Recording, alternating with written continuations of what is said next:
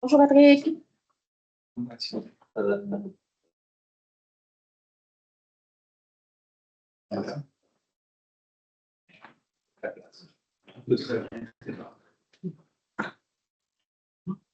Bonjour. Allez, ah, c'est moi qui ouvre la séance. École? Non, c'était pour laisser la place.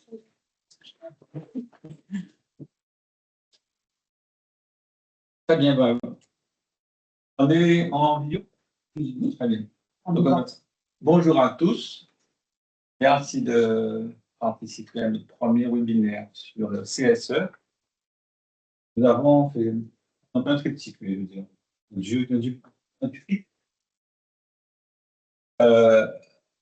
Donc, le CSE, c'est un sujet qui préoccupe beaucoup de chefs d'entreprise. Certains ne maîtrisent pas du tout les prérogatives du CSE. Et nous avons bien souvent, entre chefs d'entreprise, des partenaires sociaux qui aussi ont tendance à inventer du droit. Donc, l'idée de ces webinaires, c'est premièrement bien définir le cadre juridique du CSE, les pouvoirs du CSE, les missions du CSE. Donc, qu'est-ce qu'un chef d'entreprise doit faire vis-à-vis du CSE? Quel est son rôle? Quelles sont ses obligations et ses responsabilités? Et le deuxième webinaire que nous allons faire le 19 mars portera précisément sur les experts du CSE et singulièrement l'expert comptable du CSE. Parce que bien souvent, c'est un sujet qui nous préoccupe parce que on pense à tort raison que l'expert comptable du CSE dépasse les limites de sa mission. Donc, on va clarifier les choses. L'objectif, c'est que les chefs d'entreprise que nous sommes suffisamment informés et formés pour pouvoir discuter avec notre CSE et ses experts d'égal à égal. Ça, c'est l'objectif. Très bien, donc je vous présente M. Vidal.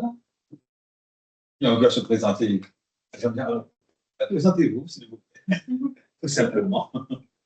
Alors, Philippe Vidal, j'ai eu comme mission pendant une trentaine d'années d'être directeur des ressources humaines et de la politique des hommes au sein de Figélis Développement, qui est donc une holding qui reprend notamment les enseignes La Palette, Weldom,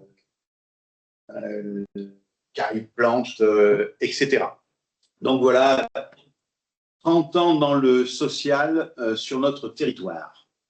J'ai laissé la main il y a quelque temps à Audrey, qui va donc se présenter à son tour. Bonjour, Audrey Filin. Donc oui, je suis la relève du coup de M. Vidal au sein de Figélis Développement. Donc, pour les mêmes sociétés, même périmètre d'intervention. Et donc moi, dans mon passif professionnel, j'arrive en fin de compte du groupe Accor, où j'étais enseignante finalement directrice de ressources humaines également. Donc, avant de démarrer, nous sommes d'accord que ce webinaire, c'est un format de 2 heures. Non, 1 heure. 1 heure. Oui. Donc, intervention et questions face à face, 1 heure. Donc, on espère terminer 10h, 10h15 ou plus tard. Alors, on va vous présenter un petit peu le CSE, ce qu'il est, son rôle et quelques éléments de départ. Et puis ensuite, on répondra, éventuellement, on échangera selon vos questions. Car un CSE, c'est donc une instance de représentation du personnel dans l'entreprise. Ces comités socio-économiques sont obligatoires.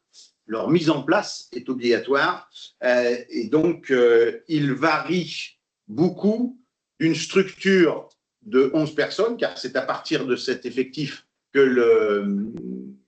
le CSE se met en place. Mais un CSE de 11 personnes ne se dirige pas, ne s'anime pas de la même façon qu'un CSE de 150 ou de 200 personnes. Donc, il y a beaucoup d'adaptation en fonction de l'effectif de l'entreprise. En revanche, la mise en place du CSE est obligatoire. Elle se fait donc par un vote. C'est une élection. Et il se peut par contre que cette élection amène à une carence. Donc, lorsque il y a carence lors de la mise en place du CSE, ben, sa mise en place est reportée. Il faut donc avoir une entreprise de 11 salariés au minimum pendant 12 mois consécutifs. Et on verra également un peu plus tard qu'une fois que l'on redescend en dessous des 11 salariés, eh bien, à ce moment-là, après 12 mois, le CSE n'est pas renouvelé. Il concerne bien sûr tous les employeurs de droit privé, quelle que soit leur forme juridique. Ça peut être des sociétés commerciales, des sociétés civiles, des associations, des SARL, des SA, des SAS. La forme juridique n'a pas d'importance. Cette mise en place des CSE se renouvelle tous les 4 ans. C'est la durée légale de l'élection d'un CSE. Par accord, il peut être réduit entre 2 et 4 ans. Ensuite, c'est chaque entreprise qui effectivement, comment dirais-je, juge s'il préfère avoir un renouvellement de CSE plus fréquent. En tous les cas, c'est obligatoire tous les 4 ans. Ce CSE donc est composé en premier par l'employeur ou son représentant. Pour cela, il faut donc un pouvoir. Mais l'employeur a le rôle donc du président du CSE. Puis ensuite de la délégation du personnel par les membres donc élus avec des titulaires et des suppléants. Suppléants qui sont logiquement ceux qui remplacent le titulaire lors d'une de ses absences. Dans les CSE, donc on verra après les effectifs, mais dans les CSE où il y a plusieurs représentants du personnel, il y a donc obligation de mettre en place un secrétaire et un trésorier. À l'intérieur de ce CSE, il y a également l'obligation aujourd'hui de nommer un référent en matière de harcèlement sexuel notamment. Il est désigné parmi les membres du CSE et il doit avoir une formation spécifique sur le harcèlement sexuel et donc sur ses interventions, ses pouvoirs et son rôle. Également à préciser, dans les CSE, il est possible qu'il y ait en plus un représentant syndical. Donc ce représentant syndical, il n'est absolument pas élu, il est nommé, désigné par le syndicat. Il faut bien évidemment qu'il fasse obligatoirement partie des membres du personnel, ça ne peut pas être une personne extérieure à l'entreprise, et il peut assister aux réunions. En revanche, il n'a pas le droit de vote, il n'a qu'un droit de consultation.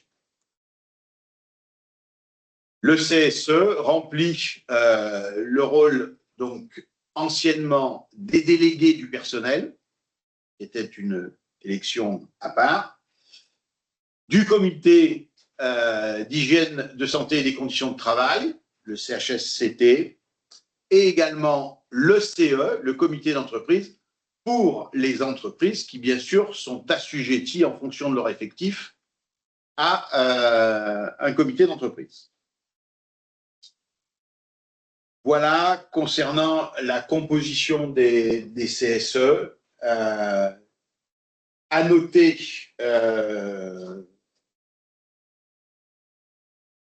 donc dans les effectifs, si vous avez un effectif de 11 à 24 personnes, il n'y a qu'un seul titulaire et un suppléant. Et il n'a donc en heures de délégation 10 heures de délégation pour remplir son mandat. Alors, ces heures de délégation, ce ne sont que les membres titulaires du CSE qui en bénéficient. Et attention, le temps passé en réunion de CSE est rémunéré, bien sûr, et il n'est pas déduit du crédit d'heures de délégation.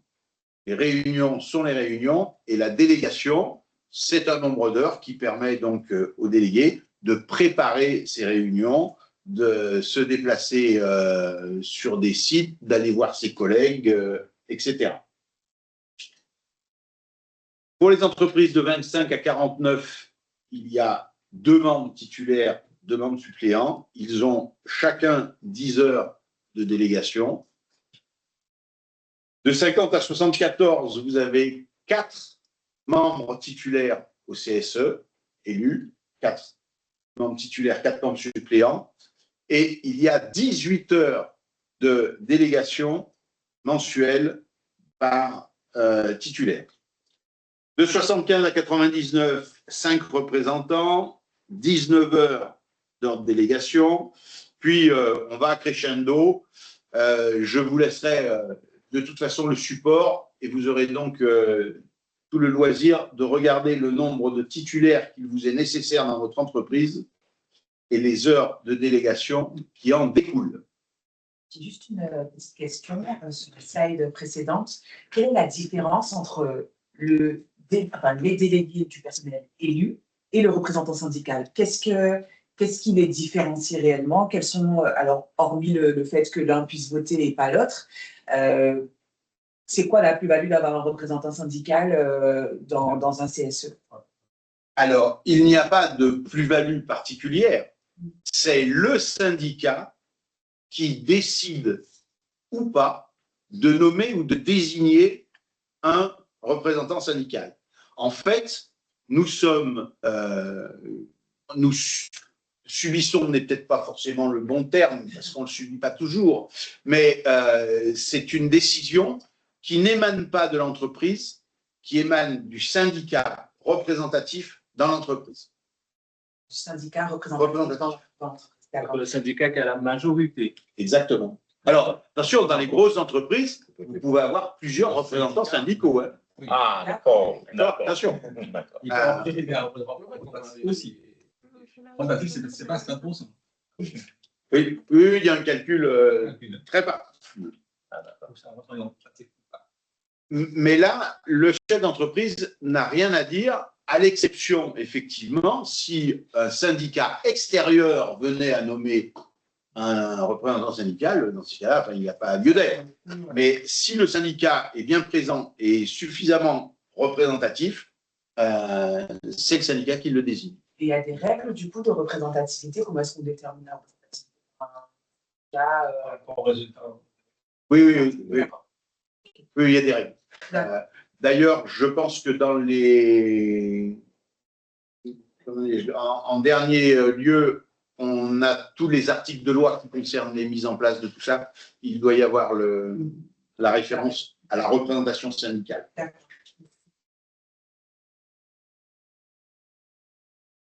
Donc voilà pour la composition du CSE. Je rappelle, le temps passé en réunion des CSE n'est pas déductible des délégations. Et la durée, par contre, d'une réunion de CSE, il n'y a rien de... Le législateur n'a absolument pas régulé ceci, fixé du temps. C'est au chef d'entreprise, en fonction des ordres du jour, de réguler la durée de ce CSE. On en parlera également tout à l'heure. Sur la périodicité, par contre, des réunions, il y a bien effectivement une règle. L'employeur doit convoquer les membres du CSE au moins une fois par mois. C'est bon? D'accord, ouais. Donc, les réunions du CSE rassemblent l'employeur ou son représentant, bien évidemment, avec pouvoir, et les membres de la délégation du personnel.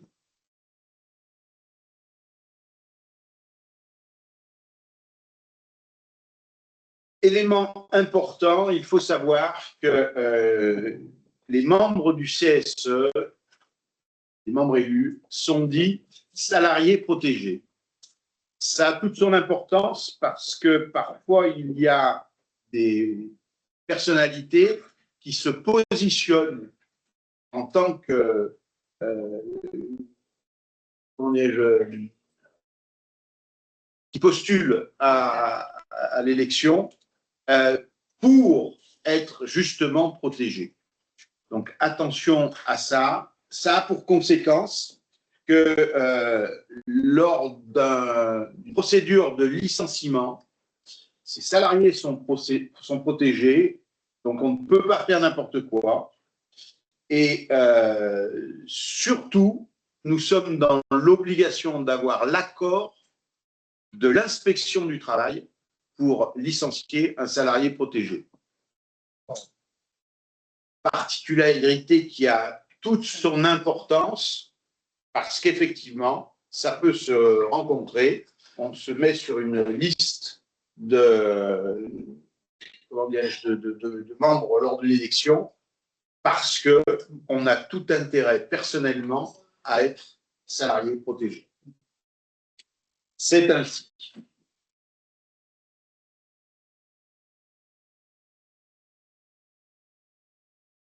Je vais laisser la parole. Oui, question avant.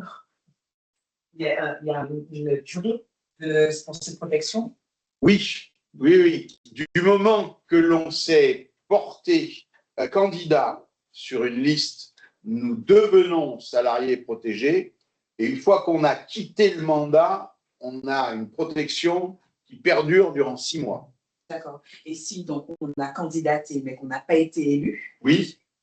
est-ce qu'on est quand même protégé? Oui, pendant 6 mois. Pendant 6 mois. D'accord. Ça peut être intéressant dans certains cas de figure. Et pour rappeler une précision. Quand l'inspection du travail refuse le licenciement, oui. Et il n'y a pas d'autre solution. Exactement, le ministre. Il est ça. Il y a 3. Il y a un recours notamment devant le ministère du Travail, un deuxième recours devant l'inspection du travail encore une fois, et après la saisine du tribunal administratif. Procédure un peu longue. Ah, oui, là, c'est possible. Qui peut éventuellement décourager certains chefs d'entreprise.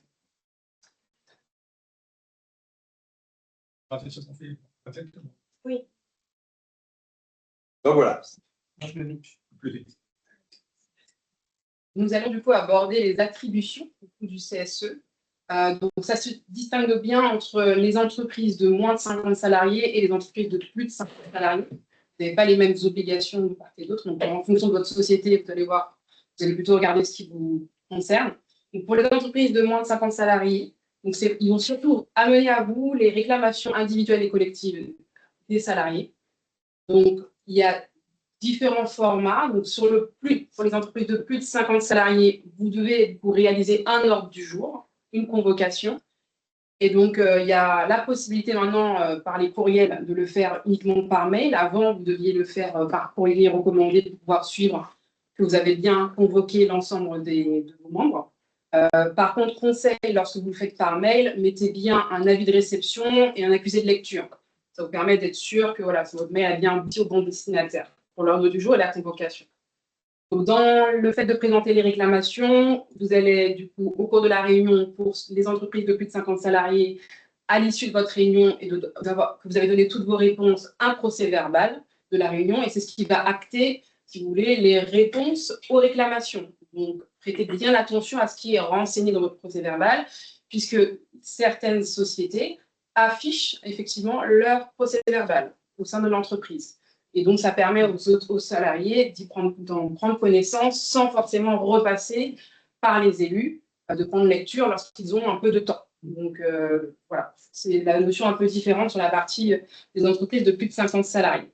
Ils vont aussi, du coup, dans les deux cas, donc moins de 50 et plus de 50, travailler avec vous. Donc, c'est travailler avec vous sur toutes les dispositions légales concernant la protection sociale en entreprise, concernant vos conventions, vos accords, applicables en entreprise. Donc, ils prennent part à tout ça. Donc, vous ne pouvez pas, effectivement, une fois que votre CSE est mis en place, décider de façon unilatérale de modifier des éléments collectifs ou individuels qui portent sur effectivement cette disposition légale. Ils vont aussi donc promouvoir la santé, la sécurité et les conditions de travail en entreprise. C'est vraiment quelque chose qui est très fort maintenant dans les CSE. Je trouve même que ça prend une part plus importante dans les échanges que vous pouvez avoir au sein de vos réunions, puisque nous sommes de plus en plus orientés sur la santé, les conditions de travail, la pérennité des emplois. Donc, vos élus vont être de plus en plus pointilleux sur ces points-là. Oui. Juste une petite question dans le chat. Est-ce que le PV doit être signé par les parties en présence? Alors, il est signé par le secrétaire et le président. L'ordre du jour est fait normalement conjointement entre le secrétaire et le président. Ça, c'est l'ordre du jour. Et le PV est logiquement fait par le secrétaire. Par contre, bien évidemment, il faut quand même qu'il soit le reflet de ce qui a été échangé et donc le président soit d'accord sur le PV. D'ailleurs, dans les ordres du jour de vos réunions, généralement, le premier point que vous avez, c'est approbation du PV de la réunion précédente. Donc, entre-temps, on vous l'a fait parvenir, vous avez eu le temps de regarder ce qui a été mis dedans et s'assurer que ça correspond bien à la teneur de vos échanges et vous le validez finalement à la prochaine réunion. Donc, voilà. Et donc, pour la partie, donc on revient sur promouvoir la santé, la sécurité et les conditions de travail en entreprise. Ils ont effectivement la capacité de réaliser des enquêtes. Ils vont intervenir aussi sur l'évolution et le traitement des risques par le biais de votre DUR, donc qui évolue généralement tout au long de l'année. Dès lors que vous avez un nouvel accident de travail, vous vérifiez que le risque est bien présent dedans. Et donc oui, il y a une photographie qui est faite à un moment donné T avec vos élus pour dire voilà, on a évolué en tel sens, tel sens, tel sens. Voici ce qui a été ajouté. Et discuter aussi avec eux par rapport au risque, ce qui est mis en place pour diminuer le risque ou le faire totalement disparaître également. Ils vont aussi avoir les attributions de participer à des visites d'inspection ou de sécurité. Il est même vivement conseillé d'avoir au minimum un représentant présent lorsque vous avez ce type de visite. Voilà. Il y a une autre question dans le chat.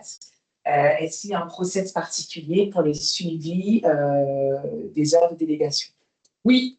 Alors ça, je crois qu'on en parle un peu plus loin dans la présentation. Mais oui, il y a bien un format de suivi et en fait, il est établi à la mise en place. C'est là-dessus juste après.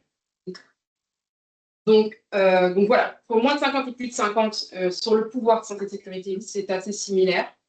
Pour le droit d'alerte, donc en fonction, donc là, pour les sociétés de moins de 50, vous avez tout ce qui est atteinte du droit des personnes, danger grave et imminent, risque grave pour la santé publique et l'environnement. En revanche, pour les plus de 50 salariés, il faut être un peu plus vigilant parce que le droit d'alerte est plus étendu. Donc, il est sur un point de vue économique et social. Et donc, à cela s'ajoutent les procédures d'alerte au niveau économique. Donc, doivent être partie prenante. Alors, si vous décidez de prévoir, par exemple, une procédure de licenciement économique, s'il y a une baisse importante de CA, voilà, vous devez le prévoir dans vos notes du jour. S'il est prévu une restriction des effectifs ou d'autres restrictions au sein qui touchent les employés directement, vous devez le prévoir dans vos ordres du jour pour en discuter avec eux également. Il y a aussi donc, les aspects donc, de faits de harcèlement sexuel et moral, parce que vous avez du coup un référent à ce sujet, mais effectivement, dès lors que vous avez un signalement de harcèlement, vous devez prendre la tâche de vos élus. Il rentre dans la procédure aussi également. Une petite question sur ça. Je ne comprends pas trop parce que c'est assez paradoxal. On le mentionne uniquement pour les plus de 50, alors que tout CSE doit avoir un référent VHSS. Oui, ils l'ont. En revanche, là, c'est sur la partie droit d'alerte. Ils ont vraiment l'attribution de poser le droit d'alerte. Là où c'est moins étendu sur les moins de 50. Là, ça rentre vraiment dans leurs attributions. Ils peuvent décider à tout moment d'être à l'initiative de.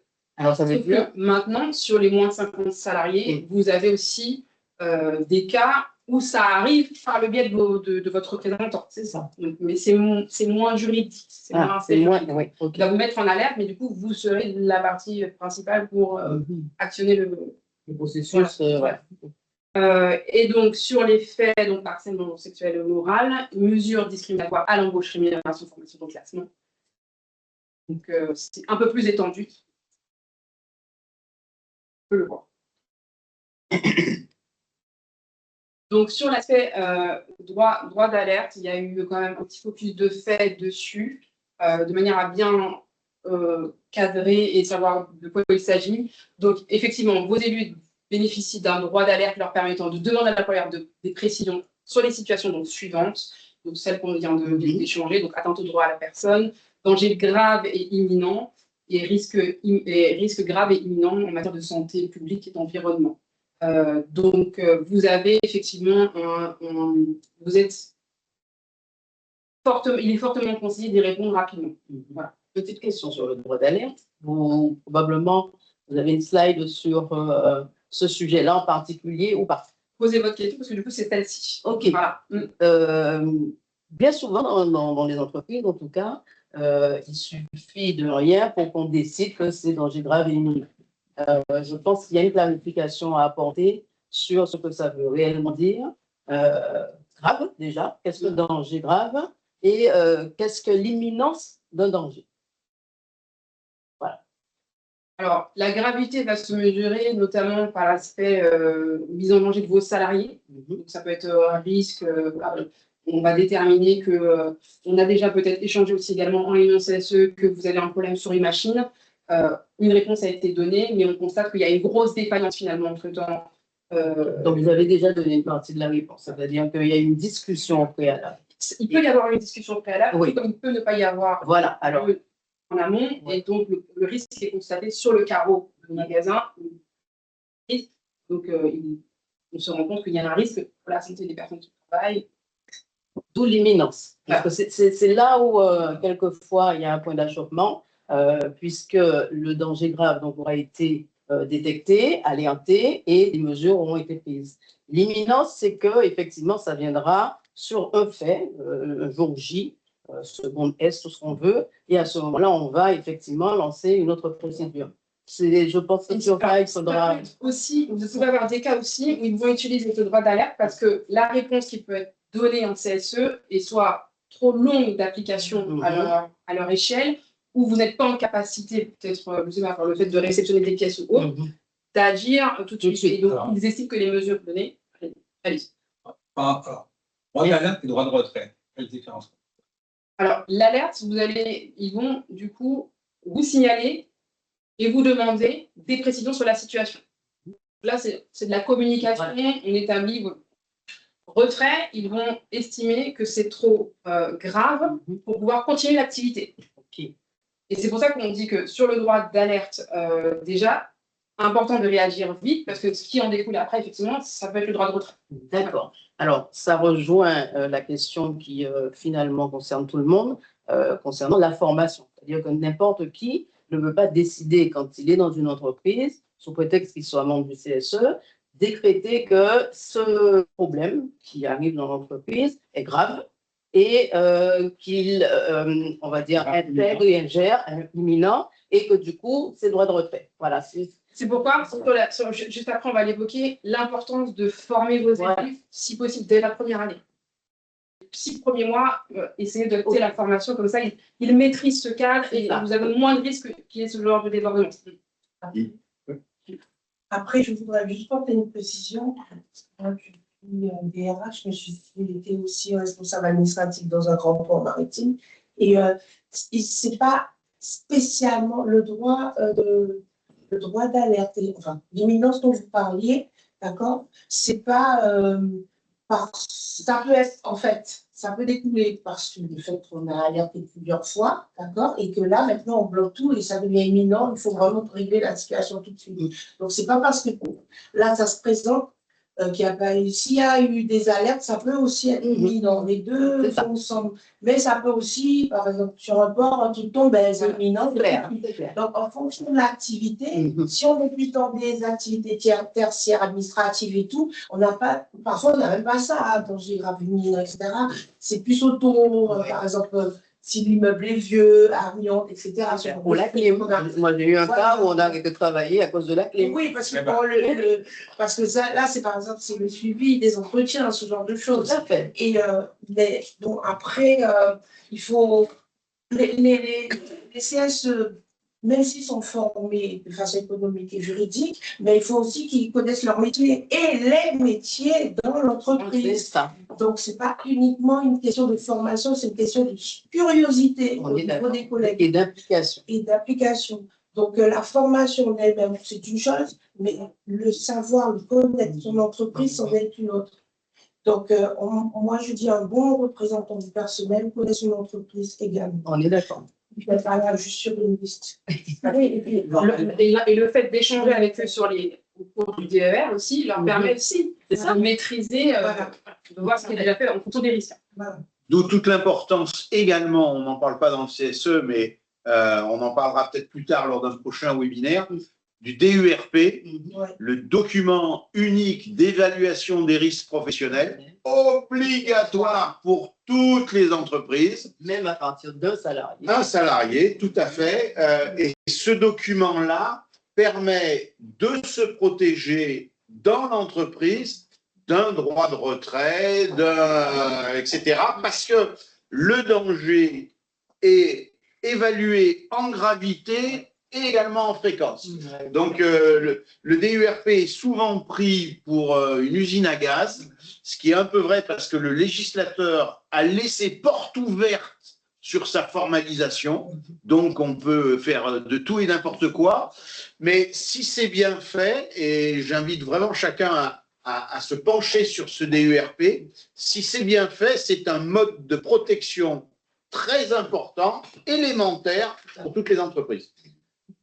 Je peux pouvoir faire un petit ding.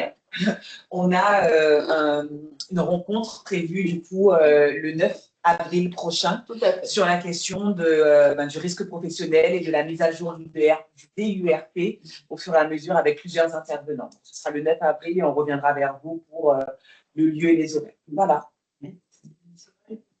Et, vraiment qu'il soit appris, enfin, à la rigueur que la personne qui gère ça ou l'équipe projet qui gère ça puisse se bloquer des heures et interdire tout téléphone, tout ceci, parce que c'est vrai que c'est vraiment à la va-vite, n'importe comment. On met des couleurs vert, rouge, tout ça, et après, sauf qu'après, ça va à l'interruption. Ouais, et que si c'est mal renseigné, bah. Mais juste j'ai passé 3 ans sur une entreprise il y a quelques années, puisque ça venait de se lancer, pour réaliser l'ébauche des URP, qui ensuite, il fallait que je donne des relais dans l'entreprise pour que ça continue.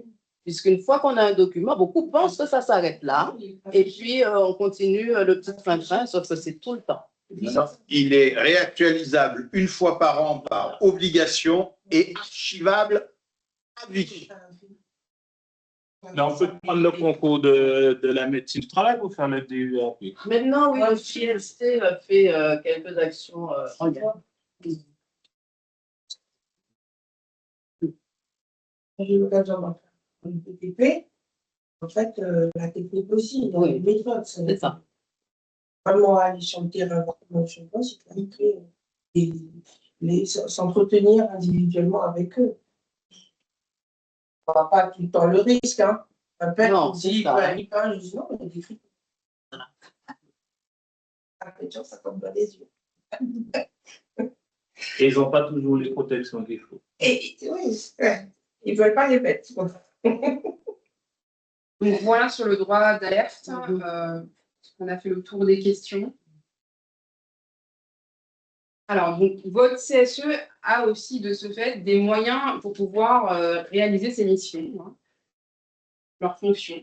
Donc, pour exercer les missions, ils ont donc droit à 2 budgets distincts. Vous avez du coup, dans un premier temps, surtout l'obligatoire, le budget de fonctionnement, qui varie du coup en fonction de l'effectif de l'entreprise. Mais du coup, la part est de 0,20 de la masse salariale de votre entreprise, ou pour les entreprises de plus de 2000 salariés, de 0,22%.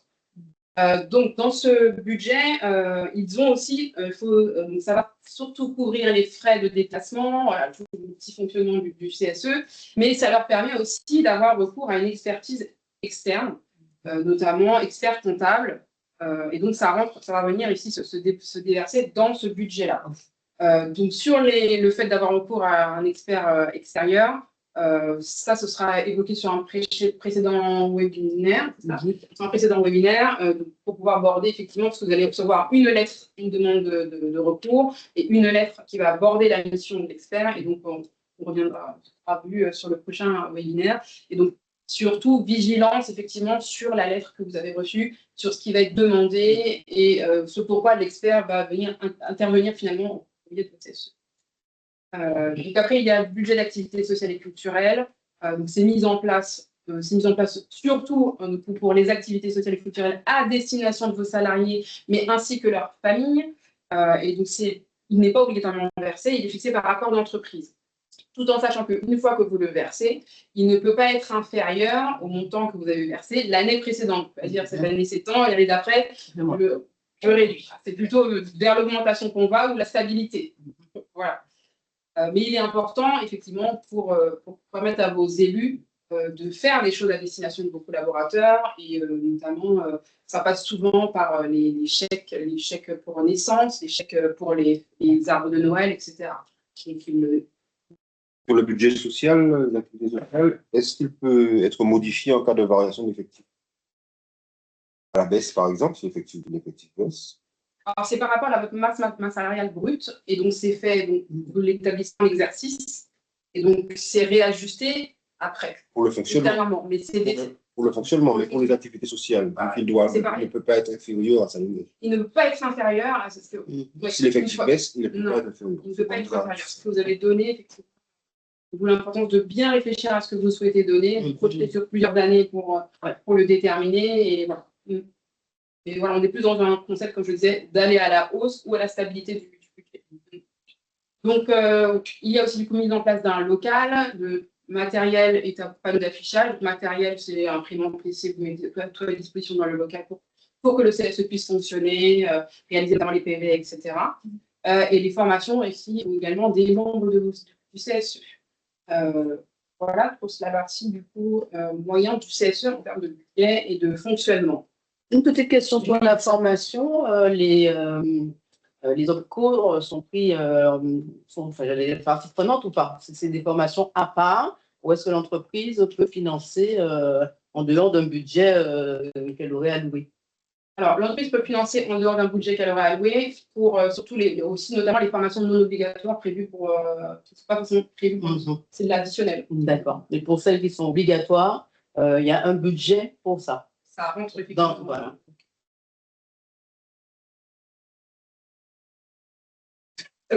Alors, vous formez, peut-être oui, mais surtout pour qu'ils comprennent leur rôle et leurs limites. Et, surtout qu'ils connaissent les limites. C'est ça. Donc, c'est très important de le faire, et je pense, je le redis, de le faire dès la mise en place. À ce sujet-là, attention aux organismes de formation. Oui, c'est pour ça qui sont listés sur la direction. Surtout quelle formation? Qu'est-ce qu'on dit dans la formation? Voilà. Il faut auparavant quand même contrôler l'organisme de formation et ses intervenants de façon à ce que il n'y ait pas d'interprétation possible sur la législation. Oui, le contenu est très important. Et après, moi, je préconise également de former le président sur la même période aussi, la même période où vos élus sont formés, puisque comme les choses évoluent beaucoup, il faut aussi prendre part à cet aspect de formation, même lorsqu'on préside le CSE, c'est toujours plus confortable pour vous après pour assister aux réunions, puisque vous êtes aussi à la page de ce qui évolue. Revenons sur le président. Dans quelle mesure le président peut-il se faire représenter lors des réunions du CSE? Nos limites du moment qu'il donne un pouvoir. Par contre, il faut absolument que le représentant du président ait le pouvoir du président. Est-ce qu'il doit être obligatoirement un membre de la direction? Parce que c'est ça aussi. Oui, obligatoirement, parce que le président doit pouvoir répondre à certaines questions in situ. D'accord? Et donc, prendre des décisions. Si l'on nomme quelqu'un qui n'est pas en mesure de prendre des décisions, c'est pas bon. Il faut savoir que c'est leur moment aussi du mois où ils apportent toutes les doléances qu'ils ont retenues pendant un mois. Et donc, s'ils ont en effet ce sentiment que c'est noté, qu'on va répondre systématiquement après, ça perd son sens finalement. Et donc, voilà.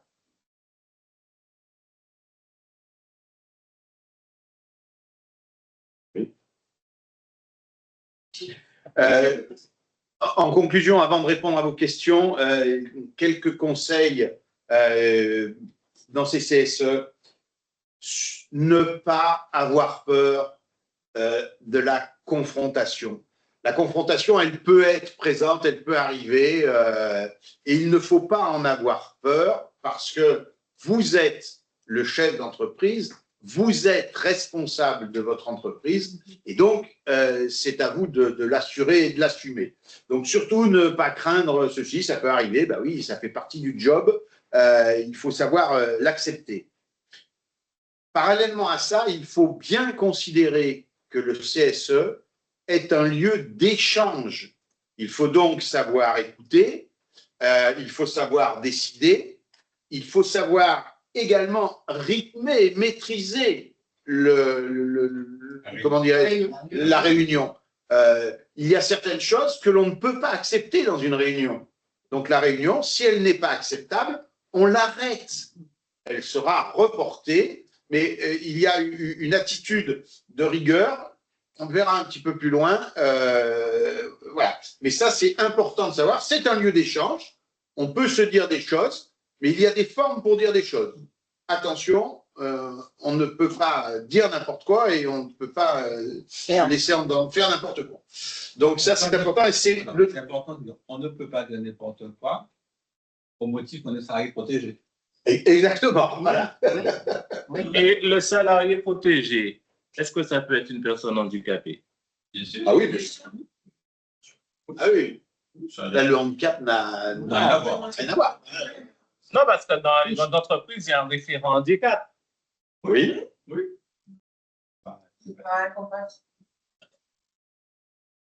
faut qu'il puisse avoir tous les moyens pour comprendre, notamment si c'est un malentendant, si c'est un déficient visuel, et comme ça, il y a tous les moyens de les autres.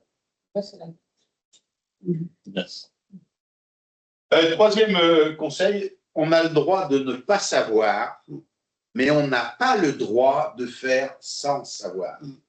S'il y a des questions, des points sur lesquels on ne peut pas répondre in situ, immédiatement, ne pas hésiter à prendre la tâche d'un spécialiste en droit social, mais ne jamais s'engager si l'on n'est pas sûr. Une réponse apportée lors d'une réunion de CSE, c'est une réponse. Elle est actée, elle sera mentionnée dans le PV, la question, la réponse sera donnée. Donc attention à ça. Parfois, il y a des questions, on peut répondre oui, on peut répondre non, on peut répondre Je ne sais pas. je ne sais pas, on regarde, on travaille, réponse le mois prochain. Je ne sais pas, je vais me renseigner. Exactement. Voilà, ça, c'est pas. Alors, il ne faut pas répondre à toutes les questions, tout à l'heure, Audrey le disait, il ne faut pas répondre à toutes les questions de cette façon-là. D'accord? Et je répète également, le non est une réponse. Non, ce n'est pas possible, c'est bien une réponse à une question. Ils peuvent anticiper les questions vu que l'ordre du jour est transmis avant les réunions. Le président peut déjà anticiper avec son conseil, s'il a un conseil. Exactement, il peut prendre un tâche, regarder de façon à pouvoir répondre. Après, malgré cela, il y a des questions qui nécessitent plus de temps de mise en œuvre et qui nécessitent de rencontrer d'autres personnes. Et donc, forcément, vous ne pouvez pas forcément répondre à la réunion, mais vous êtes sur le sujet et vous confirmez que vous êtes sur le sujet. Et à quel donner de la visibilité sur quand est-ce que le retour sera plus ou moins fait pour rassurer qu'on est bien sur le sujet. Il faut préciser aussi que le CSE a donné la consultative. On va consulter le CSE sur pas mal de domaines.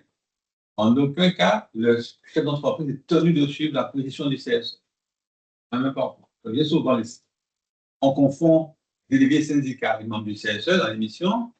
J'ai vu les réunions de CSE se transformer en réunion syndicale. Et j'ai vu les CSE penser que leur avis avait force de loi. Donc, en France, on voit à l'issue de CSE, des revendications de grève. Et voilà. Ah ouais, d'accord. Oui, donc c'est comme cadrer les choses. Il et ne pas accepter de faire du hors-sujet.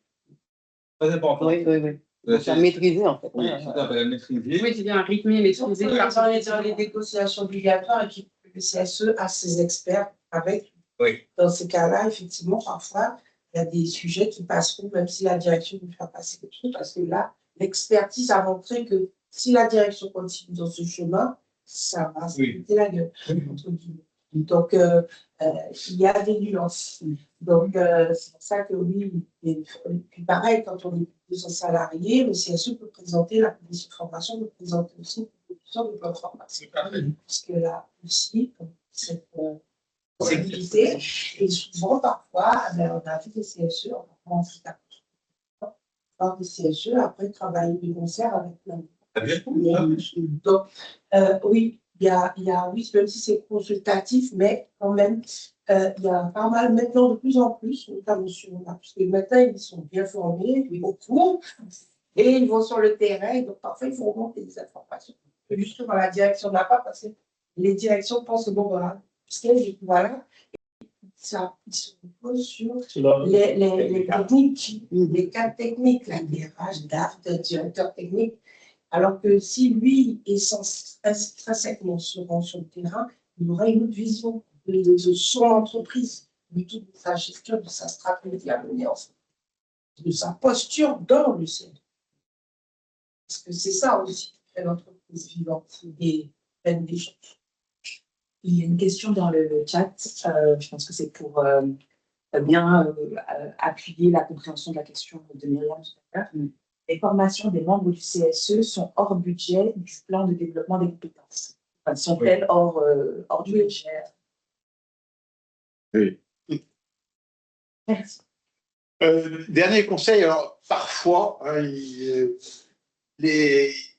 est préférable de dire non, les demandes sont nombreuses et variées, et il est parfois préférable de dire non dans un premier temps, et ensuite de revenir et d'ouvrir les portes, les fenêtres et de négocier, plutôt que de dire oui en pensant qu'on va être tranquille, parce que la paix sociale ne s'achète pas. Nos équipes, tout le monde, enfin, en règle générale, on a besoin de rails de sécurité. Et mieux vaut parfois se taper contre le rail de sécurité, se faire un peu mal, mais rester sur la route, plutôt que de ne pas avoir de rail de sécurité, de tomber dans le ravin. Parce que là, à ce moment-là, on reprochera effectivement à ce que personne n'ait mis de rail de sécurité. Donc, le fait de dire non, le fait d'accepter la confrontation et de rester dans sa place d'une façon maîtrisée, c'est parfois nécessaire. Ce qui est très important, c'est qu'il faut toujours rester honnête, juste et équitable, avec de la rigueur et de la fermeté. Je pense personnellement que c'est ce qu'il manque dans notre monde d'aujourd'hui. On a perdu la rigueur et la fermeté et on récupère ce que l'on a semé.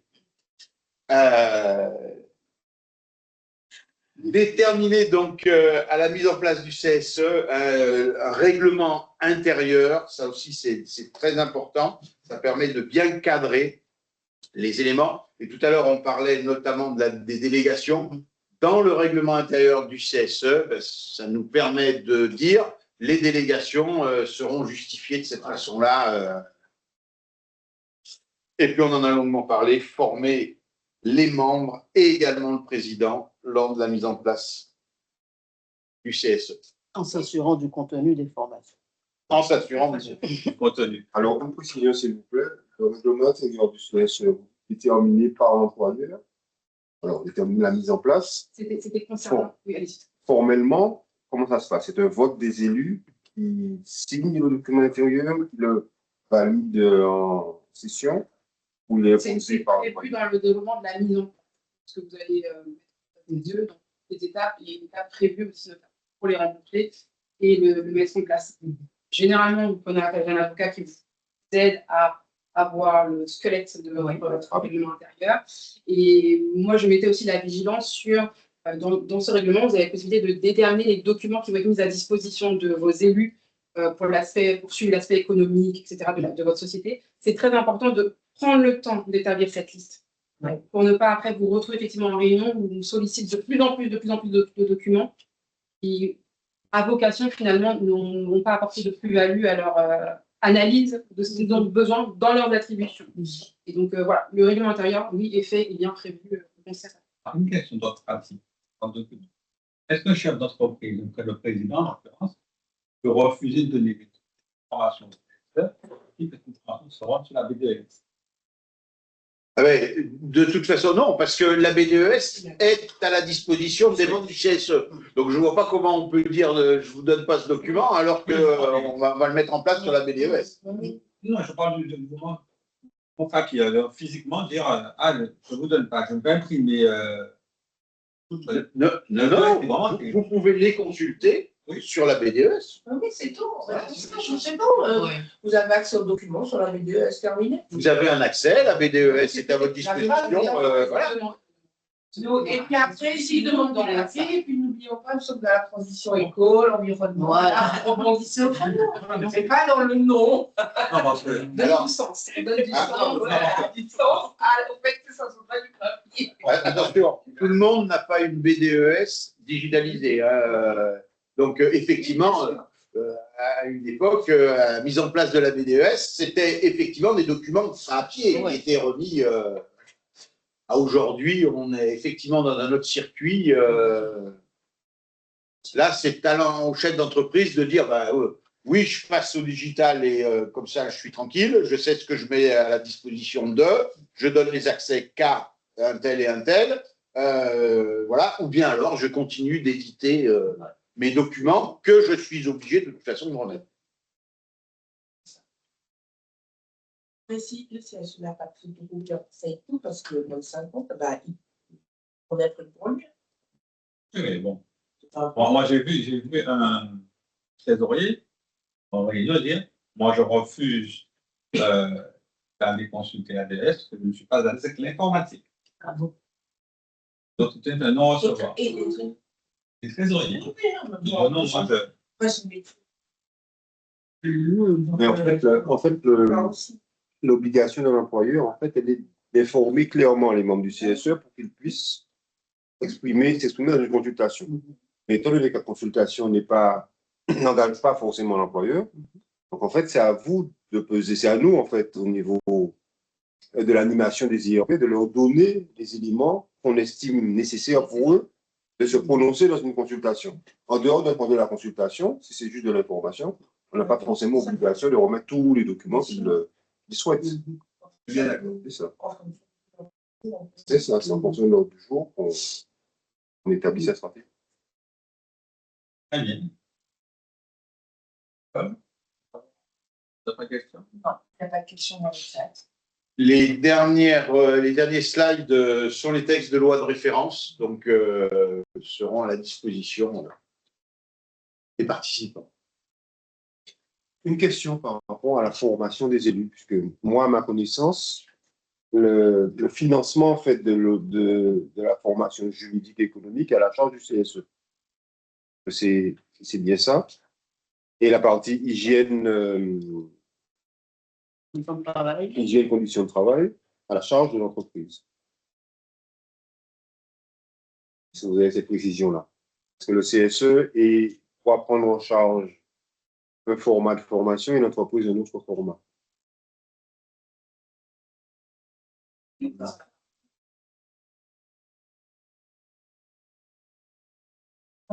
Sur l'obligatoire. Et après, vous avez l'apport de connaissances pour vos élus qui, là, pour moi, c'est plus. Vous avez toutes les réponses par le Code du travail dans le dernier slide sur la formation, le financement, formation, santé, sécurité, question de travail et le financement de la formation économique. Donc, il y aura les réponses légales. Ouais.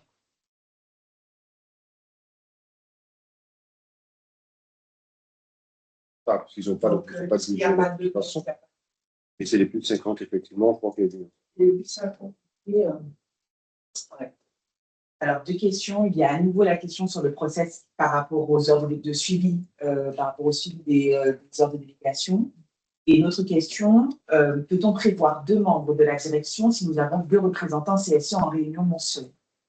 Est-ce que cette notion de parité doit être absolument tenue? C'est-à-dire que s'il y a 2 membres du CSE, est-ce qu'il doit y avoir 2 membres de la... C'est obligatoire ou pas nécessairement? Non. Ou peut-on le prévoir? Non, par contre, le président peut se faire assister par une personne. Mais il n'y a aucune obligation et aucune parité dans ce de choses. Je réponds paradoxalement. Dans les gros comités d'entreprise, s'il y avait 10 représentants, comment dirais-je, des employés, est-ce que la direction devrait Amener les 10. amener 10 représentants? Je ne pense pas. Non, c'est pas possible. Et donc, il n'y a pas de parité dedans. En revanche, le président peut très bien, effectivement, solliciter l'aide d'une personne pour des questions bien particulières. Dans ces cas-là, il avertira bien évidemment le secrétaire de la présence de cette personne. Alors, notamment dans le cadre CHSCT, puisque, encore une fois, le CSE reprend les modalités des CHSCT. Les présidents de CHSCT se faisaient souvent accompagner de responsables sécurité de l'entreprise. Donc, dans les grosses entreprises, effectivement, pour peu que des questions soient en lien avec les conditions de travail, le président du CSE peut dire, voilà, je serai accompagné de la personne en charge. Pour qu'en face, il y ait vraiment du répondant et quelqu'un qui est au courant de ce qui se passe dans l'entreprise. Et du coup, je reviens sur le process de suivi des heures de délégation. Alors, le process, si vous avez des bons de suivi d'utilisation des heures, et vous déterminez bien cela dans le règlement, vous actez dans le règlement comment vous allez procéder. Donc après, généralement, c'est ça, c'est des bons de suivi de délégation que les élus, lorsqu'ils utilisent leurs heures, vous redonnent pour suivre l'utilisation de leurs heures. C'est bien. Il faut le suivre, parce qu'après, vous allez avoir... Au bout d'un moment, ça va être perdu. Donc, dès lors que vous mettez en place votre CSE, c'est un peu chronophage, mais faites-le parce que du coup, ça montre que c'est suivi. C'est important de le suivre, de savoir l'utilisation qu'il y a notamment. Attention, les heures de délégation, ça reste des heures de délégation tout à fait libres. C'est-à-dire que le chef d'entreprise n'a pas autorité de demander pour quelle raison le salarié a pris sa délégation. D'accord? Il prend sa délégation. Par contre, le suivi de ces heures, la consommation de ces délégations doivent être suivies, bien sûr, par le chef d'entreprise ou par le DRH, mais pas leur utilisation. Ce qu'ils en font, ça les regarde. Et est-ce que les heures de délégation non utilisées d'un mois à l'autre sont cumulables? Oui. En partie. En partie. En fait, l'utilisation d'heures de délégation est vraiment très particulière. Je vous invite à aller regarder plutôt le texte de loi, parce qu'effectivement, on peut transmettre un certain nombre d'heures s'il y a des absences, etc. Par contre, au bout d'un certain temps, on ne peut pas dépasser plus de la moitié de ces heures. C'est un peu complexe. Je vous invite à aller regarder le texte de loi qui sera plus précis. D'accord. Timide, tout ça. Et une autre question, si le suivi n'a pas été mis dans le règlement intérieur du CSE, peut-on le mettre en place maintenant? Oui. Maintenant au règlement. Le règlement peut évoluer régulièrement. Le logiciel assez puissant, en fait, modulaire, les RH, et en fait, on alimente les gens, les compteurs, on pose les demandes. C'est géré comme dans une gestion de temps. Ouais. Oui, voilà. C'est long. Et ensuite, l'accès au contrôle de ça, c'est.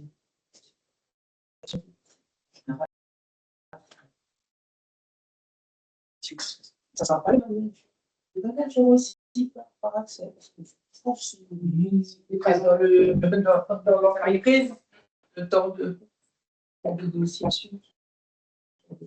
Alors, ça apparemment, et elle n'a pas entendu la réponse, Madame Roux. Donc, oui, ça peut être mis en place a posteriori. Le règlement du coup de CSE peut évoluer à tout moment et donc du coup vous pouvez le rajouter même maintenant, même si ça n'a pas été mis en place. Vous avez entendu, Madame Roux?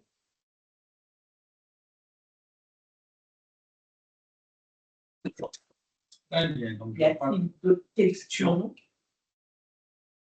Je voudrais juste, moi, rappuyer sur le fait que le CSE est bien un lieu d'échange.